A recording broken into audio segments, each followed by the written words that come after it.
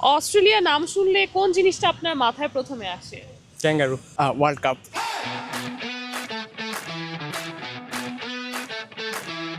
Civil air কি BSc করতে চাই। High quality education. আমরা মুভস ইন্টারন্যাশনাল আছি ধানমন্ডি লেকে। আমরা আজকে দেখব বিদেশ যাওয়া নিয়ে বিভিন্ন মানুষ কিভাবে চিন্তা করে। আমরা আজকে র্যান্ডম কিছু মানুষকে জিজ্ঞেস করব তাদের বিদেশ যাওয়া সম্পর্কে। তো চলুন দেখি ওনারা কি বলে। আপনি কি কখনো বিদেশে পড়ালেখার স্বপ্ন দেখেছেন? জি অবশ্যই। আচ্ছা, কোন দেশ? মেইনলি অস্ট্রেলিয়া, কানাডা অথবা জার্মানি। জাপান আমরা দুজন সেম আর কি, জাপানি ভাষার স্টুডেন্ট আর কি, আমরা ভাষা শিখতেছি। জার্মানি। বিদেশে পড়াশোনার ক্ষেত্রে সবচেয়ে বড় বেনিফিট কি আপনাদের কি মনে হয়? আসলে বাইরে পড়াশোনার জন্য সবচেয়ে বড় বেনিফিট হচ্ছে বাইরের থেকে যে ডিগ্রি অর্জনটা সেটা আর কি, সেটার মাধ্যমে ওই দেশে প্লাস হচ্ছে আমাদের বাংলাদেশে এসে ভবিষ্যতে ভালো কেরিয়ার করা যায় আর কি। বেটার ফ্যাসিলিটি বলা যায় এবং বাজেট ফ্রেন্ডলি বলা যায়।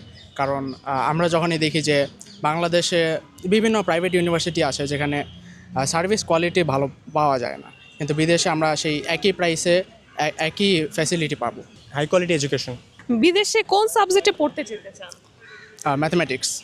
আমি যেহেতু একজন ডিপ্লোমা ইঞ্জিনিয়ার, আমার সাবজেক্ট হচ্ছে সিভিল ইঞ্জিনিয়ারিং, সো আমি বাইরের দেশে পড়াশোনা করতে চাইলে আমি বাইরের দেশে গিয়ে সিভিল এয়ার কি বিএসসি করতে চাই। আপনি? আমি সফটওয়্যার নিয়ে পড়তে চাই। বিদেশে পড়াশোনার ক্ষেত্রে কোন সাপোর্টটা স্টুডেন্টদের সবচেয়ে বেশি প্রয়োজন বলে আপনাদের মনে হয়? এটা হচ্ছে পারিবারিক যে আর্থিক সাপোর্ট, ওইটা হচ্ছে সবচেয়ে প্রধান আর কি, সবচেয়ে মেইন।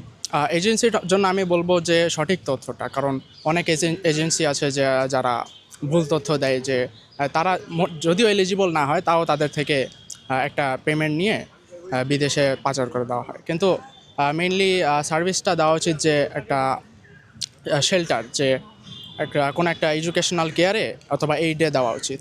বিদেশে পড়াশোনার ক্ষেত্রে কোন বিষয়টা আপনার ঝামেলার মনে হয়? ল্যাঙ্গুয়েজ। আপনি কি কখনো বিদেশে যাওয়ার জন্য ট্রাই করেছেন?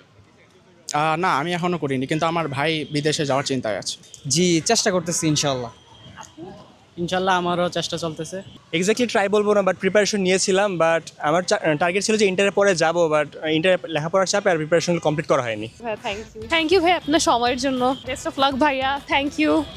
দেখলেনই তো বিদেশ যাওয়া নিয়ে এক এক মানুষের এক এক ধরনের মতামত। তো আজ এই পর্যন্তই। দেখা হচ্ছে পরবর্তী এপিসোডে, হয়তো আপনার এলাকায়।